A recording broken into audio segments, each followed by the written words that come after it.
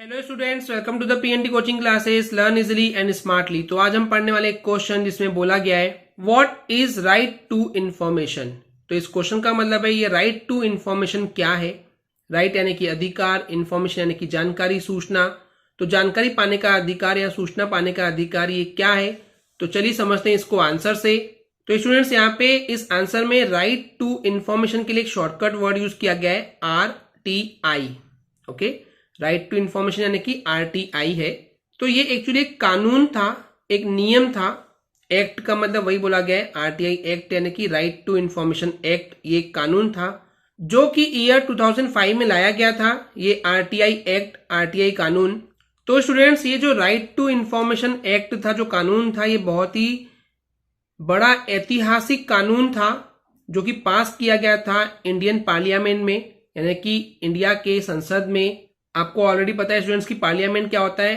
Parliament यानी कि ऐसी जगह जहां पे लॉ बनाने के लिए, कानून बनाने के लिए बहुत बड़ी बड़ी टीम्स होती है, उसी को बोला गया पार्लियामेंट। तो इंडिया के पार्लियामेंट में एक बहुत ही बड़ा ऐतिहासिक कानून पास किया गया था 2005 में, जिसका नाम था राइट टू इंफॉर्मेशन एक्ट। यहाँ पे एक वर्ड आया है लैंडमार्क लेजिस्लेशन, यानी कि ऐतिहासिक कानून।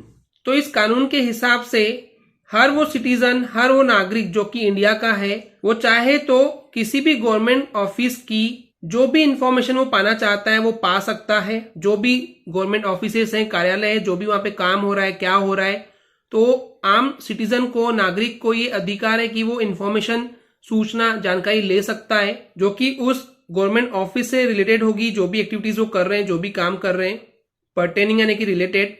तो उस ऑफिस से रिलेटेड जो भी एक्टिविटीज है, जो भी काम है, उसकी जानकारी जो नागरिक है वो पा सकता है, ले सकता है। और इस RTI कानून का जो मेन एम था, जो उद्देश्य था, वो ये था कि इंडिया के नागरिक को उस इंफॉर्मेशन की, उस जानकारी की क्लैरिटी देना।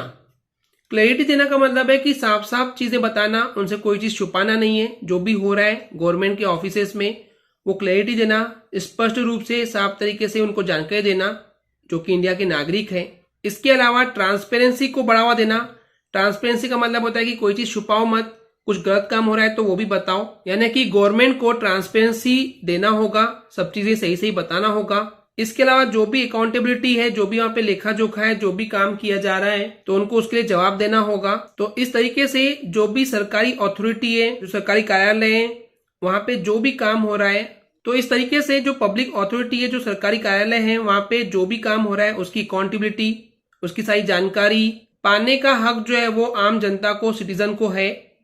तो ये जो RTI एक्ट था, राइट टू इंफॉर्मेशन एक्ट था, कानून था, ये बहुत ही इंपॉर्टेंट स्टेप थी, बहुत ही महत्वपूर्ण कदम था जो कि सरकार ने ली थी।